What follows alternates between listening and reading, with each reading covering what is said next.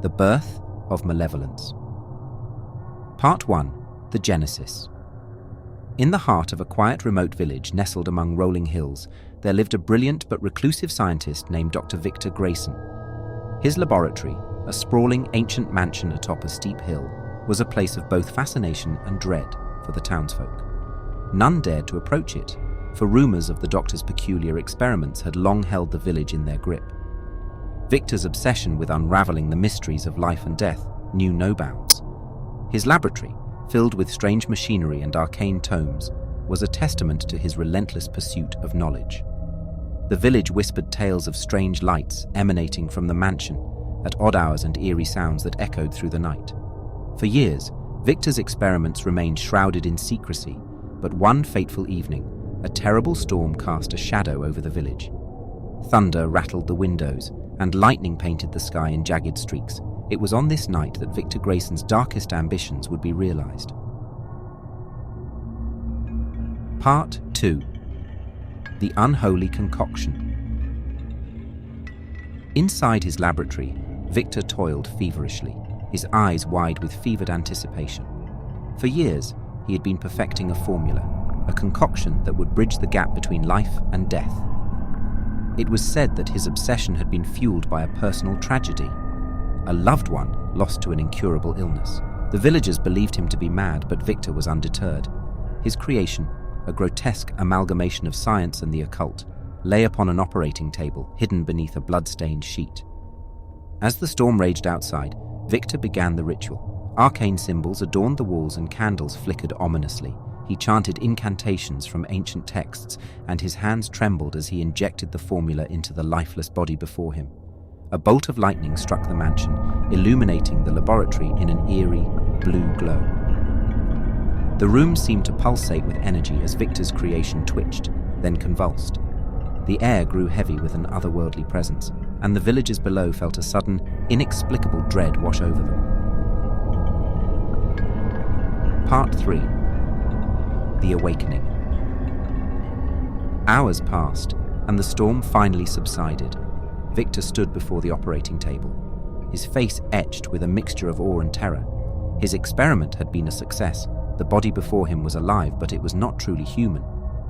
It was a grotesque fusion of flesh and machinery, a creature that defied the laws of nature. The villagers, sensing that something unnatural had occurred, gathered outside the mansion.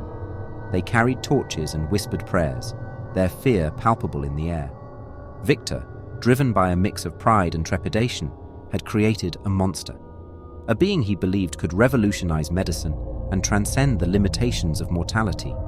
He had named it Prometheus, after the mythical figure who had stolen fire from the gods. But as Prometheus opened its eyes for the first time, its gaze held not gratitude, but a profound malevolence. It rose from the operating table, its movements jerky and unnatural. Victor's elation turned to horror as he realized the true nature of his creation.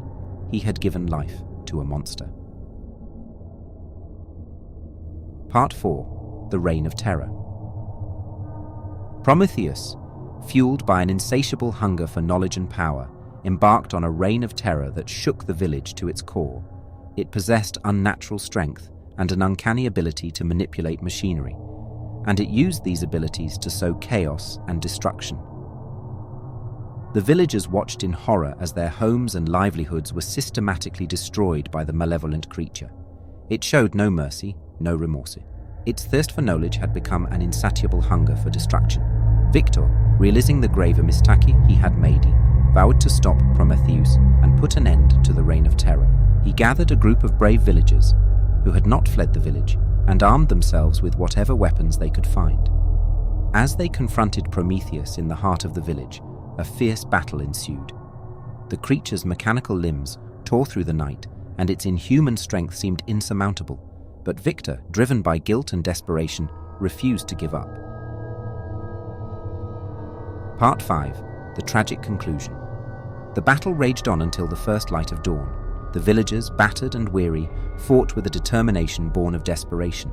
In the end, it was Victor who faced Prometheus alone, a final confrontation between creator and creation. In the dim light of dawn amidst the ruins of the village, Victor and Prometheus clashed.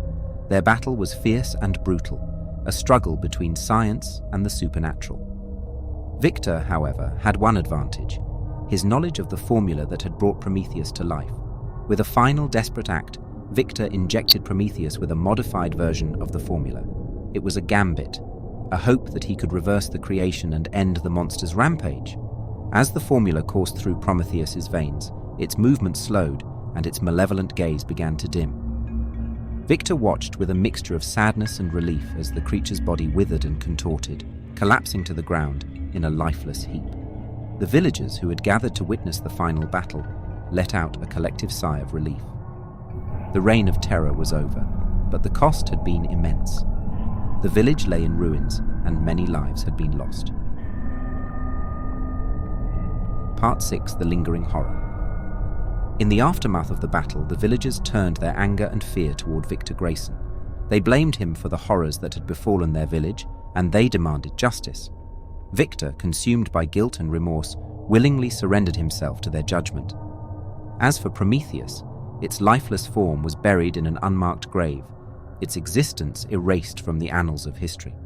The villagers hoped that the creature's malevolence had been buried with it, but some secrets are never truly buried, and some horrors can never be erased. The village of Victor Greyson became a place of dread, a place where whispers of the unholy experiment still echoed through the night.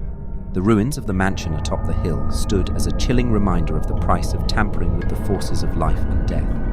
And so, the story of Dr. Victor Greyson and his creation Prometheus became a cautionary tale, a warning against the hubris of man and the dangers of playing God.